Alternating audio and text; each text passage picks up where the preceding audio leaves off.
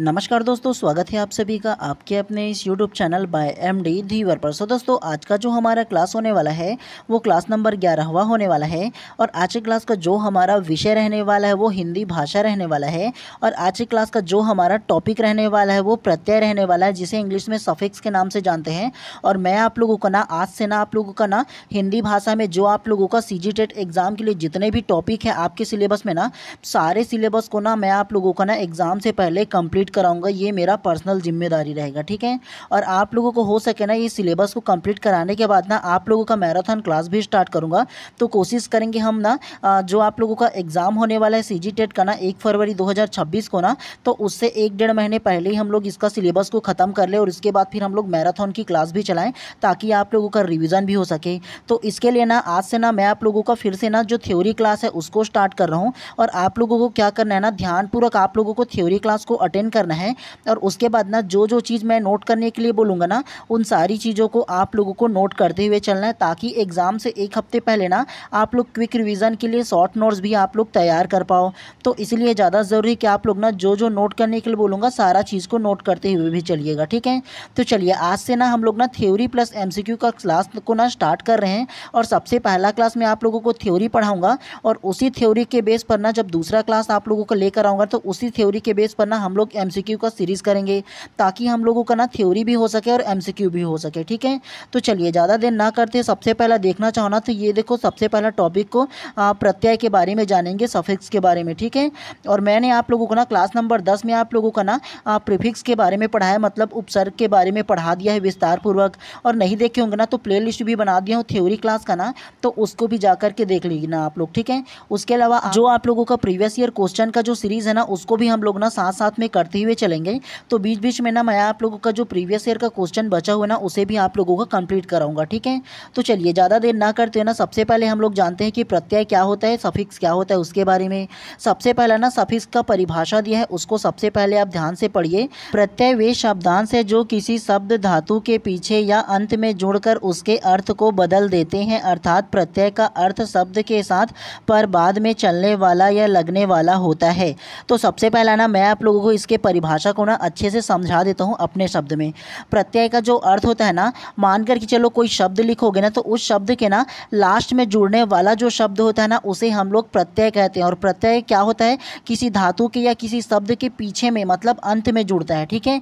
जैसे आप लोगों को ना एग्जाम्पल दूँ ना, तो तनाव, क्या तो तनाव जैसे एक शब्द लिख दिया मैंने, तो ये जो तनाव है ना, इसमें अगर कि मैं पूछूँ ना कि इसमें कौन सा प्रत्यय है, कौन सा सफिक्स लगा हुआ है, तो आओ सफिक्स लगा है, क्या तो आ और वा ये जो है ना वो उसका ना सफिक्स लगा हुआ है। तनाव का अगर मैं संधि विच्छेद भी करूँगा ना, तो सबसे पहले तन होगा, क्या तो सबसे पहले तन धन आव होगा, क्या तो तन धन आव बराबर तनाव होगा। तो ये जो आव जो लास्ट में है ना वो प्रत्यय कहलाता है, ठीक है। ये आप लोगों को समझना है, ठीक है। जैसे ये शब्द जो है ना तनाव लिखा है, तो इसमें आव प्रत्यय जुड़ा हुआ है, आप लोगों को ये समझना है, ठीक है। आप लोगों को ना जितना मैं समझाऊँ ना, सारी चीज़ों को ना सरल तरीके से आप लोगों को अच्छे से समझाऊँगा, ठीक है। तो चलिए सबसे पहला ना मैं आप लोगों को ना जो इसमें ना लिखा हुआ है उसे पहले समझा देता हूँ। तो प्रत्यय का मतलब आप लोगों को समझ में आना सबसे पहला। चलिए उसके बाद ना नेक्स्ट को पढ़ते हैं। धातु या शब्द के अंत में जुड़े जाने वाले शब्दांश को प्रत्यय कहते हैं। अभी बताया ना, धातु या शब्द के अंत में जो चीज़ जुड़ता है ना, मतलब जो शब्दांश जुड़ता है ना उसे प्रत्यय कहते हैं। तो ये आप लोगों को नोट करके रख लेना है, नोट करोगे तो ठीक है।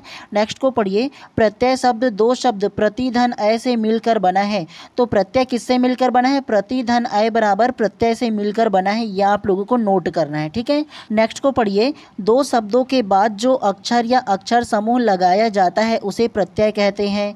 तो शब्दों के बाद क्या लगाया जाता है, अक्षर या अक्षर का समूह जो पूरा लगता है ना उसे क्या कहेंगे, प्रत्यय कहेंगे, ठीक है। तो नोट कर लीजिएगा इसको भी। नेक्स्ट को पढ़िए। प्रत्यय शब्द के भेद। तो प्रत्यय कितने प्रकार के होते हैं, तो प्रत्यय ना 2 प्रकार के होते हैं। सबसे पहला कृत प्रत्यय और दूसरा तदिक प्रत्यय। कौन कौन सा, तो सबसे पहला कृत प्रत्यय और दूसरा तदिक प्रत्यय। एग्जाम में पूछा जाता है कि प्रत्यय कितने प्रकार के होते हैं या प्रत्यय के कितने भेद होते हैं। तो प्रत्यय के 2 भेद होते हैं, आप लोगों को याद रखना है, पहला कृत प्रत्यय, दूसरा तदिक प्रत्यय, ठीक है। चलिए नेक्स्ट को पढ़ते हुए चलते हैं उसी प्रकार से। अब हम लोग ना जो कृत प्रत्यय है ना उसको विस्तार पूर्वक हम लोग ना पढ़ेंगे कि ये जो कृत प्रत्यय है वो एक्चुअल में है क्या, है ना। तो सारा चीज़ को डिटेल में आप लोगों को बताऊंगा और अच्छे से एक्सप्लेन करूंगा बहुत ही सरल से सरल शब्दों के जरिए में। तो चलिए सबसे पहले हम लोग जानते हैं कृत प्रत्यय के बारे में। सबसे फर्स्ट को ध्यान से पढ़िए। कृत प्रत्यय क्रिया या धातु के अंत में प्रयुक्त होते हैं और उनके योग से बने शब्द को कृदंत कहते हैं। तो कृदंत किसे कहते हैं? तो कृदंत वे शब्द को कहते हैं जो किसी ना धातु या प्रत्यय के ना अंत में प्रयुक्त जो होते हैं शब्द ना, उसे हम लोग क्या बोलेंगे? तो उसके पूरे योग को कृदंत बोलेंगे। जैसे मैं आप लोगों को बताया ना तनाव के बारे में, जैसे ये लिख दिया तनाव लिख दिया है ना, तो इसका अगर मैं संधि विच्छेद करूंगा तो क्या होगा? तन धन आओ बराबर तनाव। तो ये जो पूरा जो शब्द आएगा ना तनाव वाला ना, उसको क्या बोलेंगे? कृदंत कहलाता है। ये आप लोगों को याद रखना है इसके बारे में, ठीक है। चलिए नेक्स्ट को फिर से पढ़ते हैं। ये प्रत्यय क्रिया धातु को नया रूप देते हैं। कौन? तो ये जो प्रत्यय है ना वो क्रिया धातु को कौन सा रूप देते हैं? नया रूप देते हैं।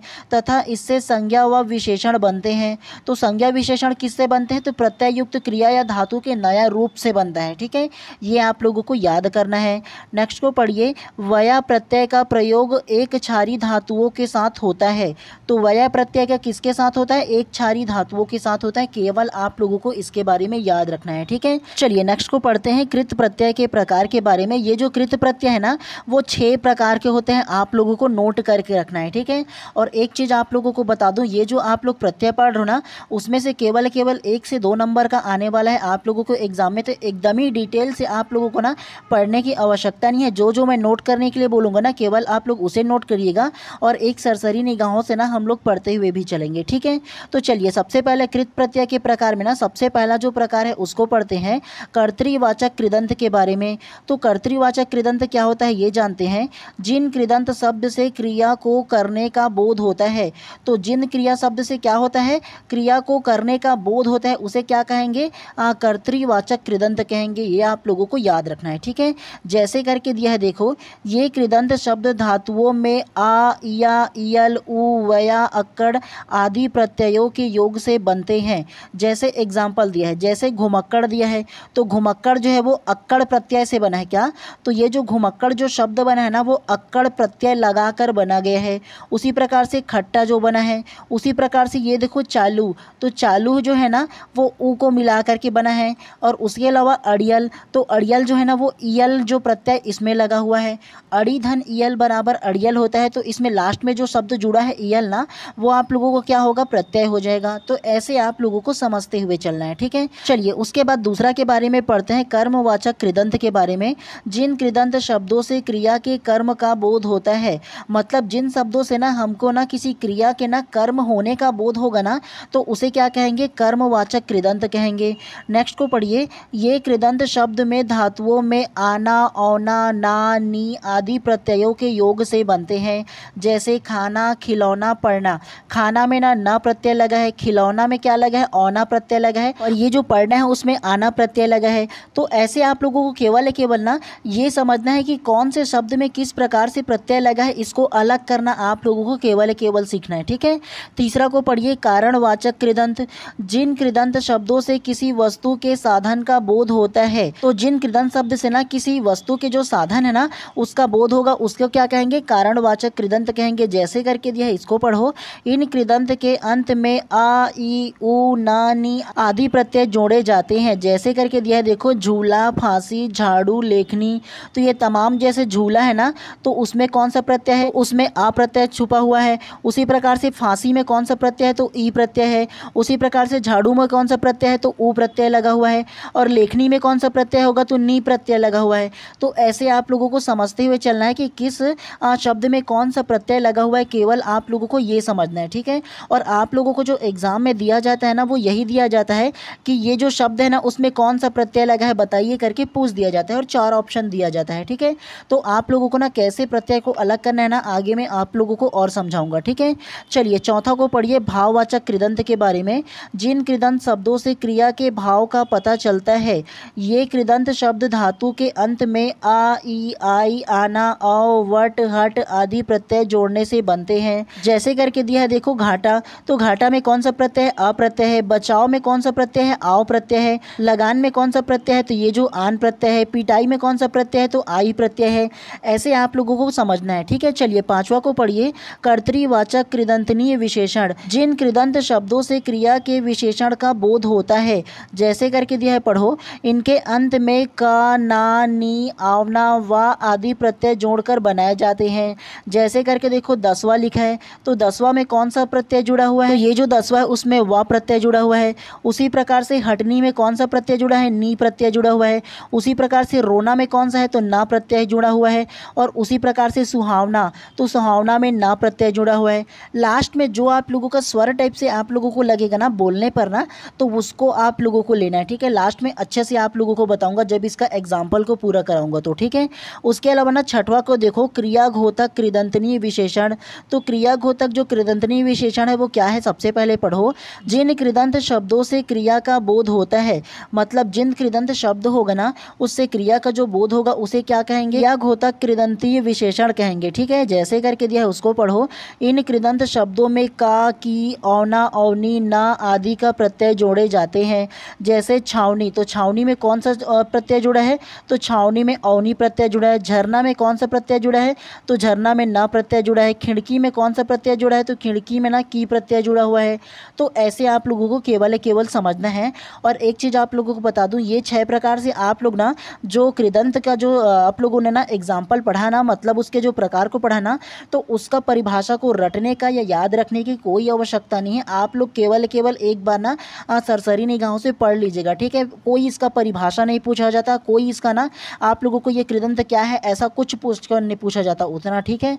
आप लोगों को जो पूछा जाएगा ना वो डायरेक्ट ना आप लोगों को ना ऐसे शब्द को दे दिया जाएगा हिंदी भाषा में कृत प्रत्यय वाला में, और पूछा जाएगा कि ये घबराहट शब्द में कौन सा प्रत्यय है, केवल बताइए बोल करके। तो आप लोगों को मेरे को टारगेट जो रखना है ना आप लोगों को सिखाने का, वो टारगेट है कि आप लोगों को शब्दों में से ना जो प्रत्यय अलग करने का कैसे तरीका है, कैसे आप लोग सरल तरीके से सीख पाओगे, ये बताना मेरा मकसद रहेगा, ठीक है। चलिए उसके बाद ना हिंदी के ना कृत प्रत्यय के बारे में जानते हैं कि हिंदी में ना कृत प्रत्यय कैसे पहचानना है। आप लोगों को ना खासतौर से जो चीज़ ध्यान देना है ना, आप लोगों को देखो मूल शब्द एवं धातु लिखा है पहले में, प्रत्यय दूसरा में लिखा है, उसके बाद उदाहरण दिया है। तो आप लोगों को जो ध्यान देना है ना वो आप लोगों का ये जो उदाहरण वाला जो हिस्सा शब्द दिया है ना उसको आप लोगों को देखना है और ध्यान देना है इसको, ठीक है। बाकी ये जो मूल शब्द दिया है और प्रत्यय जो दिया ना, इन दोनों को ना या तो आप चाहो ना तो ढक सकते हो या चाहो ना तो इसे ध्यान मत देना, ठीक है। आप लोग के जो एग्जाम में पूछा जाता है, जो प्रश्न का पैटर्न है ना वो पूछा जाता है, जैसे ये शब्द दिया है घबराहट, तो घबराहट में कौन सा प्रत्यय है ये पूछा जाएगा। उसके अलावा मिलन, तो मिलन में कौन सा प्रत्यय है ये बताइए, ऐसे प्रश्न पूछा जाता है, ठीक है। अलग कीजिए बोल करके दिया जाता है, मूल शब्द को नहीं देते या आहट शब्द को उतना ज़्यादा नहीं देते, अचानक कभी कभी दे देते हैं, उसको भी आप लोगों को समझाऊंगा, ठीक है। सबसे पहला जो चीज़ आप लोगों को ध्यान देना है, सबसे पहला में देखो ये जो 2 शब्द लिखा है उसको देखो, सबसे पहले घबराहट और दूसरा चिल्लाहट। तो इसमें कौन सा प्रत्यय है इसको देखने की आवश्यकता नहीं है, जो प्रत्यय लिखा है उसको डायरेक्ट आप लोग ये जो शब्द लिखा है उसको देखो और इसमें से अलग निकालने की जो टेक्निक है उसको समझने की कोशिश करना आप लोग, ठीक है। सबसे पहला देखो घबराहट, तो घबराहट में कौन सा प्रत्यय है, तो घबराहट में आहट प्रत्यय है। जैसे अगर आप लोग ना संधि विच्छेद करोगे तब भी ठीक है, नहीं करना आता तो कोई दिक्कत नहीं है। घबराहट में कौन सा प्रत्यय अलग होगा, आहट हो जाएगा। कैसे, तो ये देखो घबरा से ना यहाँ से ना शब्द को आप लोगों को अलग करना है, और ये जो आ की मात्रा है रा में ना उसको क्या लोगे, आ लोगे, क्या लोगे, आ, और उसके बाद ह और ट, ये जो तीनों के तीनों है ना उसको आप लोग अलग निकाल लोगे, ठीक है। तो जैसे देखो घबरा धन आहट हो जाएगा, क्या होगा फिर, घबराहट हो जाएगा। ऐसे ही निकालना आप लोग। जैसे देखो इसमें चिल्लाहट, तो चिल्लाहट में देखो यहाँ पर आ की मात्रा लगा हुआ है, तो आ की मात्रा को पूरा सा आ ले लेना पूरा, उसके बाद हट को हट ले लेना। समझ में आ रहा है जो मैं कहना चाह रहा हूँ, घबराहट चिल्लाहट, तो चिल्लाहट और घबराहट में कौन सा प्रत्यय लगा है, तो आहट प्रत्यय लगा है। उसी प्रकार से दूसरा को देखो श्रवण और मिलन, तो श्रवण में कौन सा प्रत्यय लगा है, अन प्रत्यय। कैसे, तो देखो इसमें आ की मात्रा नहीं है लेकिन सिंगल आ तो आप लोग उच्चारण में आ रहे हैं ना, श्रवण अन प्रत्यय आ रहा है। देखो लास्ट वाला देखो ना जी शब्द को, जी लास्ट वाला जो आपका स्वर आ रहा है उसको देखो ना, श्रवण अन आ रहा है ना, तो ये जो अन है ना, ये जो श्रवण है ना उसमें आप लोगों का प्रत्यय लगेगा। उसी प्रकार से मिलन, तो आ और ना प्रत्यय इसमें लगा हुआ है। ऐसे आप लोगों को समझना है, ठीक है। रटिएगा बिल्कुल मत, शब्द को देखो और समझने की कोशिश करना। इसमें जितने शब्द है वही शब्द पूछे जाते हैं, एक्स्ट्रा ऑर्डिनरी कुछ भी नहीं पूछा जाता है, ठीक है। तो ये सारा चीज़ को आप लोगों को ध्यान देना है। उसी प्रकार से देखो नेक्स्ट में घुमक्कड़, पियक्कड़, भुलक्कड़ और बुझक्कड़, तो इसमें कौन सा प्रत्यय है, अक्कड़ प्रत्यय है जी। देखो पी धन अक्कड़ बराबर पियक्कड़ होता है ना। संधि विच्छेद करोगे तो इसमें क्या निकलेगा, यहाँ से अ निकाल लो और अ के बाद देखो डबल क और ड निकाल लो, तो ऐसे निकालोगे तो ही ना बनेगा जी। है पूरा शब्द को उच्चारण करके देखो, पियक्कड़ आ रहा है ना लास्ट में ना, अ और क ड करके, तो पियक्कड़ जो है ना वो आप लोगों को क्या होगा, ये आप लोगों का जो प्रत्यय है वो निकल जाएगा। ठीक उसी प्रकार से देखो ये वाला कमाऊ और खाऊ, तो कमाऊ में लास्ट में क्या हो रहा है, ऊ प्रत्यय निकल रहा है, केवल ऊ वाला जो है। और खाऊ में क्या है, लास्ट में देखो ना जी जो स्वर निकल रहा है उसे आप लोगों को अलग करना है कुछ कुछ शब्दों में। तो कमाऊ ऊ प्रत्यय है लास्ट में, खाऊ लास्ट में भी इसको भी ऊ प्रत्यय है। उसी प्रकार से देखो अड़ियल मरियल, तो अड़ियल में क्या आ रहा है, देखो पहले ईयल आ रहा है ना, अड़ी ईयल आ रहा है कि नहीं आप लोग बताओ। अड़ी धन ईयल बराबर अड़ियल होता है। उसी प्रकार से मरी धन ईयल बराबर मरियल होता है। तो ऐसे आप लोग संधि विच्छेद करके भी निकाल सकते हो, वरना डायरेक्टली ना आप लोग ऐसे ही समझ सकते हो कैसे। तो मरियल देखो, तो मरी धन ईयल बराबर मरियल हो जाएगा। तो ईयल लास्ट में देखो उच्चारण में आप लोगों का ई या और ला जो शब्द है वो निकल रहा है, तो ऐसे आप लोगों को समझना है। उसी प्रकार से देखो घेरा, छापा, झूला और भाषा, तो घेरा लास्ट में आ रहा है, छापा में भी लास्ट में आ रहा है, झूला उच्चारण करके देखो ना जी, झूला आ रहा है ना, और भाषा में भी देखो आ, तो आ प्रत्यय लगा हुआ है उसमें। ठीक है उसी प्रकार से धुलाई, पढ़ाई, खेलाई, लिखाई, चतुराई, तो लास्ट में क्या आ रहा है, आई आई आई आ रहा है ना लास्ट में। इस शब्द को देखो चतुर्धन आई बराबर चतुराई होता है ना, तो संधि विच्छेद करके भी आप लोग जान सकते हैं। उसके अलावा चतुर अलग कर देना और ये जो आई जो लिखा है ना उसको आप लोगों को अलग कर देना है, आ धन ई बराबर आई हो जाएगा, है ना। तो ऐसे आप लोगों को अलग करना है, चतुर्धन आई बराबर चतुराई हो जाएगा, तो ये आप लोगों को अलग कर लेना है। उसी प्रकार से देखो बिगड़ैल, तो बिगड़ैल में कौन सा आप लोगों का प्रत्यार है, तो बिगड़ैल में जो एल प्रत्यार है ना, उच्चारण करके देखो ना जी, बिगड़ धन एल बराबर बिगड़ैल भी होता है, या बिगड़ैल एल लास्ट में आ रहा है तो एल प्रत्यय इसमें लगेगा। ऐसे आप लोग ना एक एक बार ना कम से कम ना इसका ना आप लोग प्रैक्टिस करोगे तो ज़्यादा बेटर रहेगा आप लोगों के लिए। ठीक है उसी प्रकार से देखो घटिया, बढ़िया, छलिया, बहरूपिया और धुनिया, तो ये सारे में क्या रहा है, ई आ रहा है ना जी, ई और या आ रहा है, तो ये आप लोगों का इसमें प्रत्यय लगा है। जैसे छलिया, छल धन इया बराबर छलिया हो जाएगा। और उसके अलावा आप लोग इसका उच्चारण करके देख लो, छलिया, तो लास्ट में इया आ रहा है ना, ई और या करके छलिया, इया आ रहा है ना, तो ये इया प्रत्यय है, तो ऐसे आप लोग भी समझ सकते हो। उसके अलावा चढ़ान, ढलान, उठान, मिलान, तो देखो शब्द को पढ़ो ना जी, पढ़ोगे तो लास्ट में देखो आन आन आ रहा है ना, तो ये जो आन प्रत्यय है वो आप लोगों का आ जाएगा। और आप लोगों का ये जो मूल शब्द जी दिया है ना, उसका अर्थ को या नाम को याद रखने की कोई आवश्यकता नहीं है। वैसे भी आप लोग ये जो शब्द को देखोगे ना, तो ये अर्थ को नॉर्मली आप लोग जान सकोगे, है ना। आप लोगों को केवल ये शब्दों को ध्यान देना, और शब्दों में ना आप लोगों को कैसे आप लोगों को जो सफिक्स है उसको अलग करना है, ये आप लोगों को केवल समझना होता है। ठीक है चलिए उसके बाद ना अन्य शब्द के जो कृत प्रत्यय है ना उसके बारे में भी थोड़ा सा जान लेते हैं। आप लोगों को ना ध्यान क्या देना है, आप लोगों को ये जो उदाहरण में जो शब्द है उसे ध्यान देना है। जैसे आमदनी, तो आमदनी में कौन सा प्रत्यय लगेगा, तो ई प्रत्यय लगा है, इसमें अलग निकालना है, आमदनी लास्ट में ई आ रहा है ना, तो ई प्रत्यय अलग हो जाएगा। उसी प्रकार से बगीचा, तो बगीचा में कौन सा प्रत्यय लगा हुआ है, तो ईचा प्रत्यय लगा है, बाग धन ईचा बराबर बगीचा हो जाएगा। तो आप लोग ऐसे भी समझ सकते हो, या केवल शब्द को देखो, बगीचा, जब बगीचा शब्द बोल रहे हो तो लास्ट में ईचा आ रहा है ना, तो ईचा आ रहा है मतलब ईचा प्रत्यय लगा हुआ है। उसी प्रकार से पेशकार, काश्तकार, तो पेशकार में क्या लगा है, लास्ट में देखो कार आ रहा है ना, इसमें भी काश्तकार में कार आ रहा है तो कार प्रत्यय है। उसी प्रकार से रिश्वतखोर, चुगलखोर, सूदखोर, तो इसमें लास्ट में कौन सा आ रहा है, खोर आ रहा है तो खोर प्रत्यय होगा। कमलदान, पानदान, तो कमलदान में क्या आ रहा है, तो लास्ट में दान आ रहा है ना, तो ये दान प्रत्यय हो जाएगा। उसी प्रकार से बसिंदा, चुनिंदा, अनिंदा, उसी प्रकार से जिंदा, तो इस सब में देखो इंदा प्रत्यय आ रहा है, लास्ट में उच्चारण करोगे तो। उसी प्रकार से फरमाइश, आजमाइश, तो इस प्रत्यय इसमें लगेगा क्योंकि लास्ट में देखो ना जी इस आ रहा है। उसी प्रकार से नजराना हो जाएगा, तो नजराना में क्या होगा, आना प्रत्यय हो जाएगा, देखो ना जी, नजर धन आना बराबर नजराना हो जाएगा, है ना, तो नजराना ये प्रत्यय लग जाएगा। ठीक उसी प्रकार से देखो संस्कृत के कुछ शब्द हैं उसके बारे में देखो। सबसे पहला हर, देव, मानव। तो हर में क्या आ रहा है, हर लास्ट में आ रहा है, देव में भी लास्ट में आ रहा है, मानव व आ रहा है लास्ट में, है ना।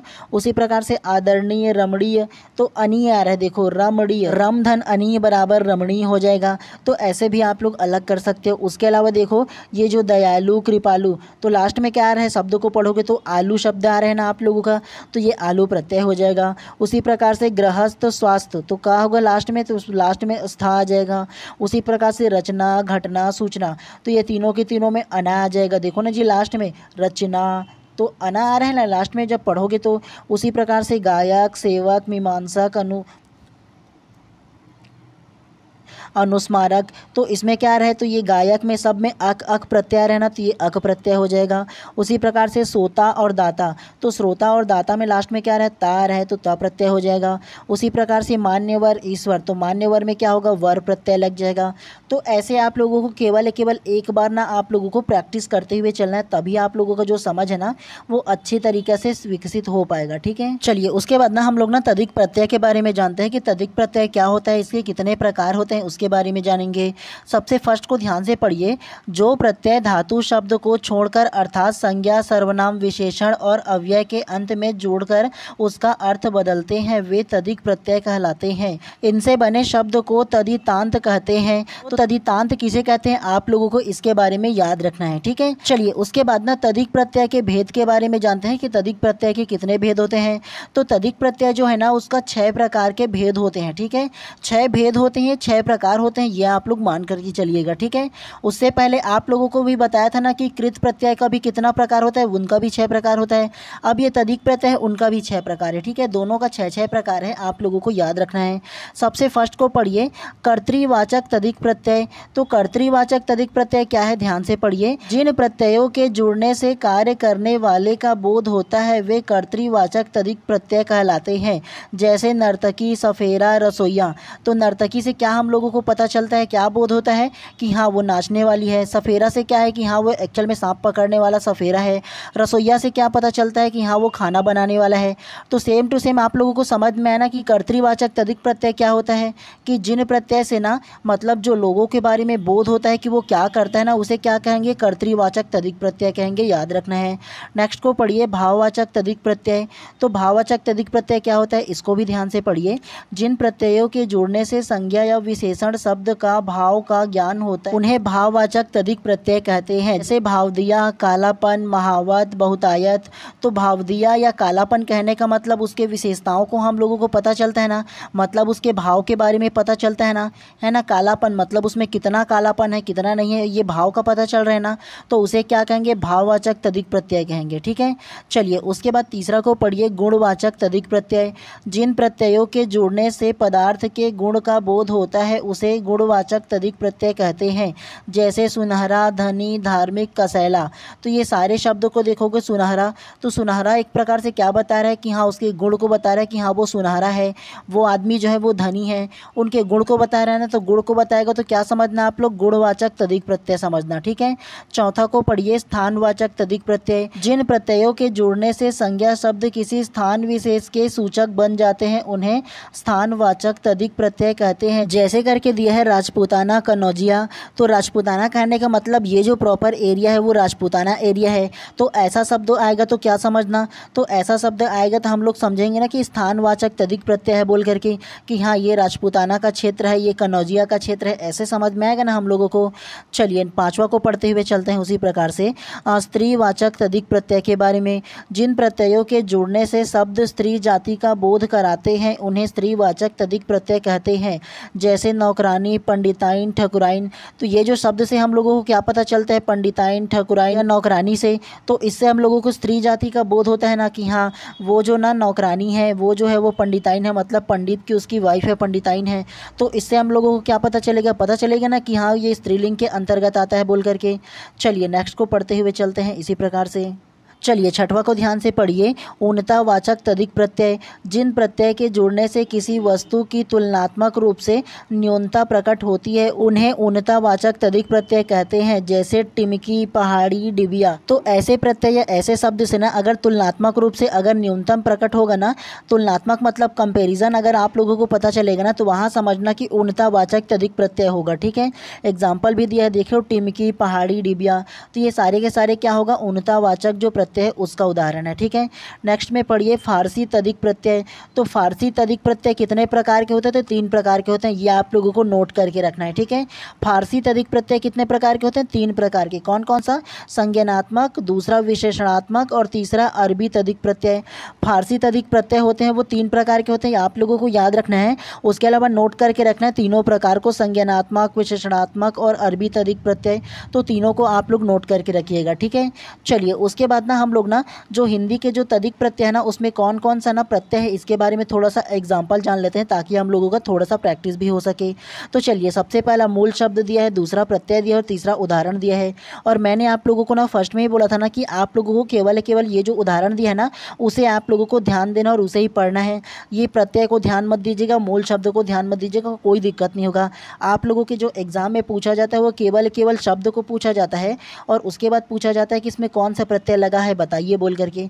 तो आप लोगों को प्रत्यय को समझना है, प्रत्यय को अलग करना सीखना है। ठीक है, तो सबसे पहले देखो भूखा, प्यासा, कड़वा, चूड़ा, सब के लास्ट में जब पढ़ोगे शब्द को तो आप लोगों को आ लास्ट में देखो, भूखा लास्ट में आ रहे ना, तो वो आ उसमें प्रत्यय लगा हुआ है, प्यासा में भी आ प्रत्यय लगा हुआ, तो ऐसे समझना है।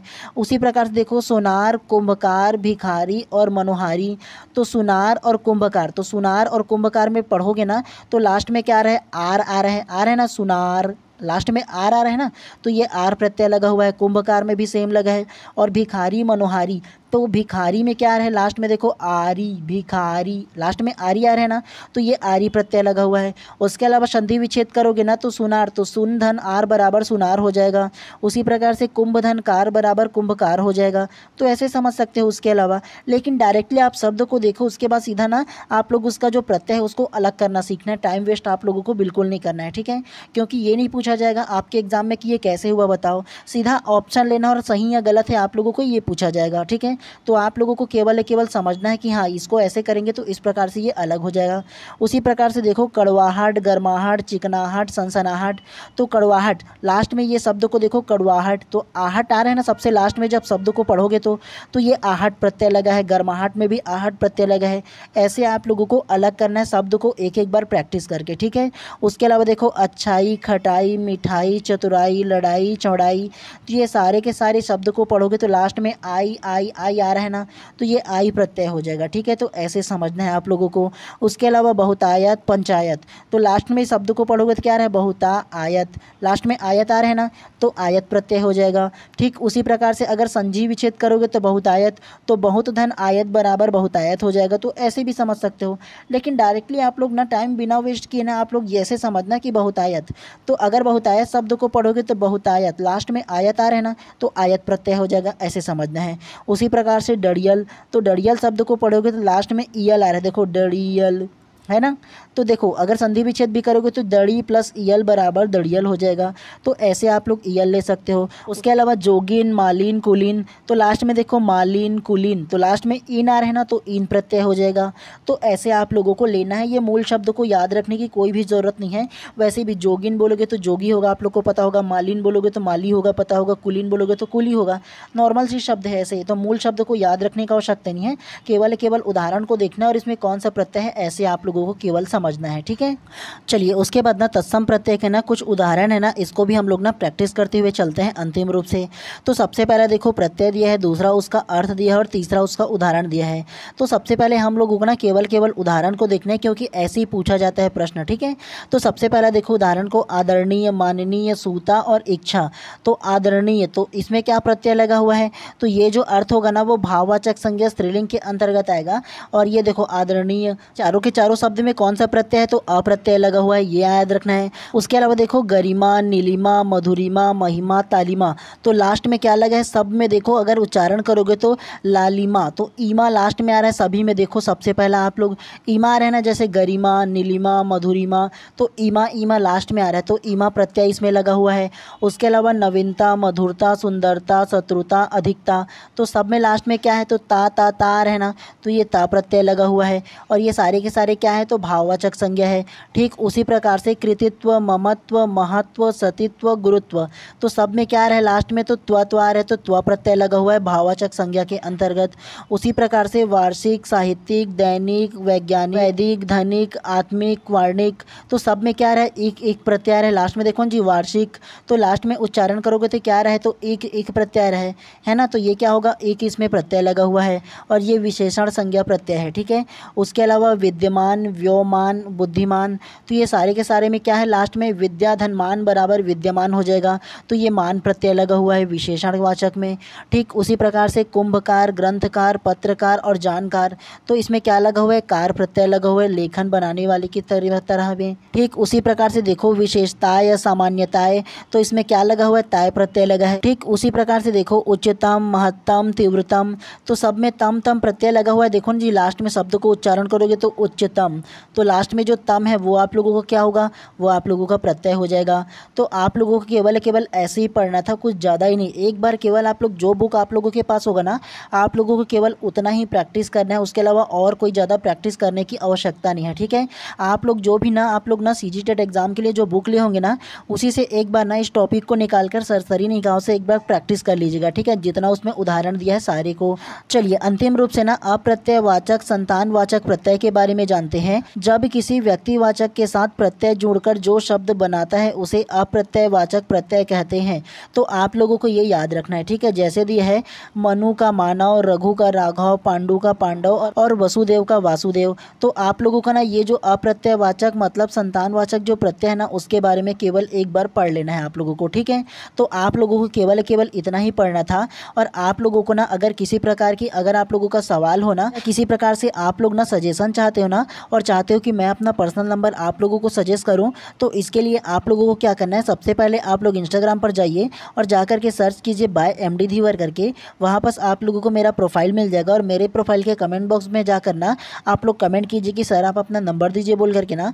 तो सबसे पहले मैं अपना फ़ोनपे का नंबर दे दूँगा, और उस फ़ोनपे के नंबर में आप लोगों को केवल 200 आप लोगों को फ़ोनपे करना है। और उसके बाद ना मैं अपना जो पर्सनल नंबर है उसे आप लोगों को सजेस्ट कर दूँगा। उसके बाद ना आप लोग कभी भी ना किसी प्रकार की क्वेश्चन चाहो ना, तो मेरे से डायरेक्टली बात करके पूछ सकते हो, या किसी प्रकार के अगर सजेशन लेना चाहो तो डायरेक्ट आप लोग मेरे से ले सकते हो। ठीक है, और ये जो कॉन्सेप्ट है ना, मतलब ये जो रिक्वायरमेंट ना केवल विशेष व्यक्तियों के लिए मैं रखा हूँ, जिन लोगों को लगता है ना विशेष प्रकार की उन लोगों को सजेशन की आवश्यकता है, तो उन लोगों के लिए है। ठीक है, तो चलिए आज इस क्लास को यहीं पर समाप्त करते हैं। और अगर आप लोग चैनल पर नए होंगे ना, तो चैनल को सब्सक्राइब कर देना और बेल आइकन को दबा देना, ताकि इसी प्रकार की जब भी मैं क्लास लाऊं तो प्रॉपर टाइम पे आप लोगों को मिले।